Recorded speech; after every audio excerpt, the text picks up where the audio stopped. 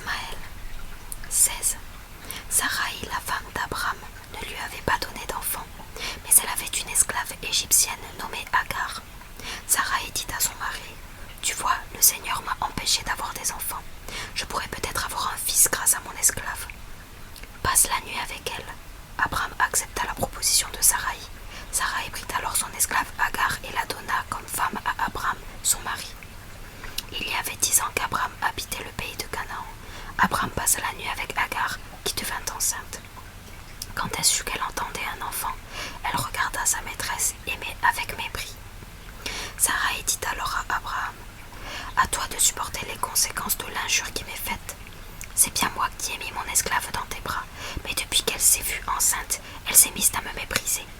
Que le Seigneur soit juge entre toi et moi. » Abraham lui répondit: « C'est ton esclave, elle est dans ton pouvoir, fais-lui ce qu'il te plaît. » Alors Sarai maltraita tellement Agar que celle-ci s'enfuit dans le désert. L'ange du Seigneur la vit près de la source qui est sur la route de Chour et lui demanda: « Agar, esclave de Sarai, d'où viens-tu et où vas-tu » Elle répondit: « Je me suis enfuie de chez ma maîtresse. »« Retourne auprès de ta maîtresse, reprit l'ange, et sois lui soumise. Le Seigneur te donnera des descendants en si grand nombre qu'on ne pourra pas les compter. Tu vas avoir un fils, tu l'appelleras Ismaël, car le Seigneur a entendu ton cri de détresse. Ton fils sera comme un âne sauvage, il combattra contre tous et tous combattront contre lui. Il vivra seul, à l'écart de tous ses semblables. » Agar se demandait: « Ai-je réellement vu celui qui me voit ?» Et elle donna ce nom au Seigneur qui lui avait parlé. « Tu es El Roi, le Dieu qui me voit. » C'est pour toi, le puits qui se trouve entre Kadès et Béred est appelé puits de Lahai-Roi, ou puits du vivant qui me voit. Agar mit au monde un fils que son père Abraham nomma Ismaël. Abraham avait 86 ans lorsque Agar lui donna ce fils. Abraham devient Abraham. 17. Quand Abraham eut 99 ans, le Seigneur lui apparut et lui déclara: « Je suis Dieu Tout-Puissant. Vis toujours en ma présence et sois irréprochable. Je vais établir mon alliance entre toi et moi et te donner un très grand nombre de descendants. » Abraham se jeta le visage contre terre et Dieu reprit: « Voici à quoi je m'engage envers toi. Tu deviendras l'ancêtre d'une foule de nations.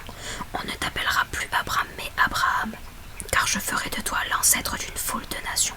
Je t'accorderai un si grand nombre de descendants qu'ils constitueront des nations. Il y aura même des rois dans ta postérité. Je maintiendrai mon alliance avec toi, puis après toi avec tes descendants de génération en génération, pour toujours. Ainsi je serai ton Dieu et celui de tes descendants après toi.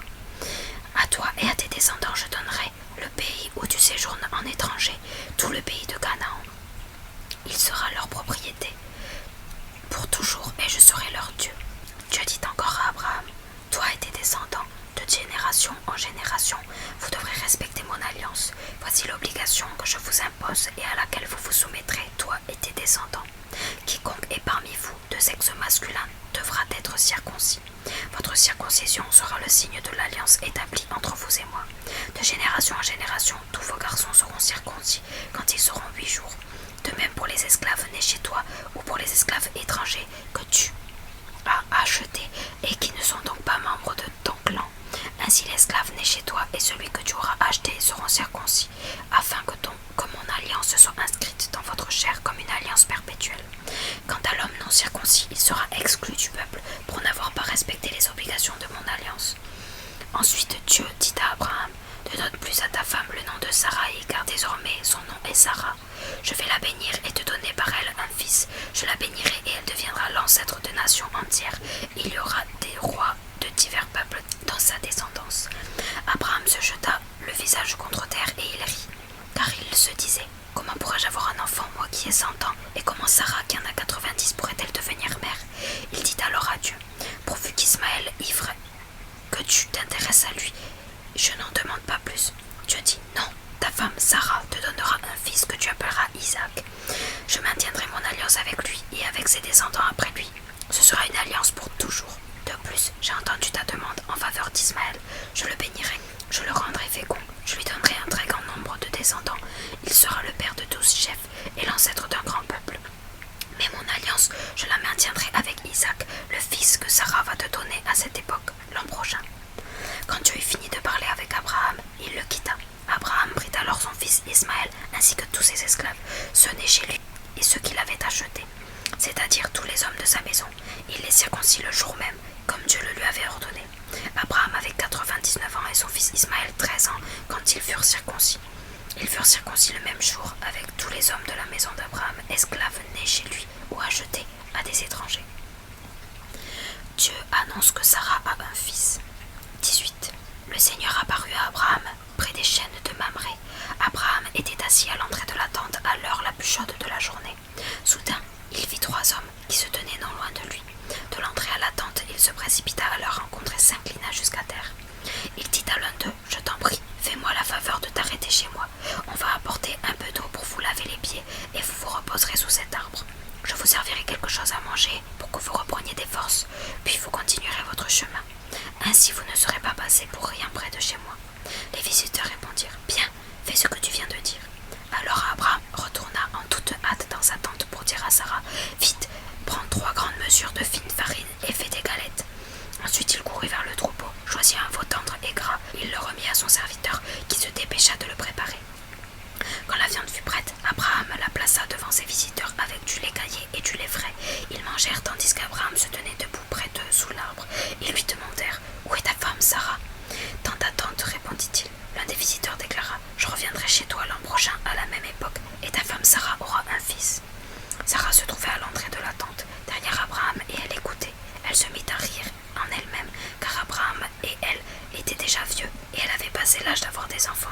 Elle se disait donc, « Maintenant je suis usée, et mon mari est un vieillard, le temps du plaisir est passé. » Le Seigneur demanda alors à Abraham, « Pourquoi Sarah a-t-elle ri ? Pourquoi se dit-elle, c'est impossible, je suis trop vieille pour avoir un enfant.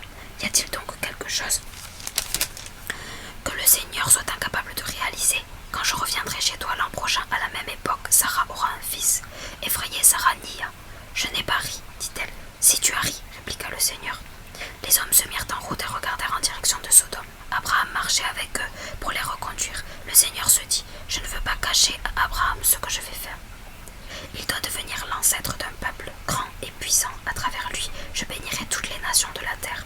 Je l'ai choisi pour qu'il ordonne à ses fils et à ses descendants d'observer mes commandements, en ayant une conduite juste et droite, afin que j'accomplisse en sa faveur ce que je lui ai promis. » Le Seigneur dit alors à Abraham, « Les accusations contre les populations de Sodome et Gomorrhe sont graves, leurs péchés sont énormes. Je vais descendre pour vérifier s'ils ont fait tout ce dont on les accuse auprès de moi. Si ce n'est pas le cas, je le saurai. » 2 des visiteurs quittèrent cet endroit et se dirigèrent vers Sodome, tandis que le Seigneur restait avec Abraham. Abraham se rapprocha et dit, « Seigneur, vas-tu vraiment faire périr ensemble l'innocent et le coupable? Il y a peut-être 50 justes à Sodome. Vas-tu quand même détruire cette ville? Ne peux-tu pas lui pardonner à cause des 50 justes qui s'y trouvent? Non, je ne peux pas agir ainsi.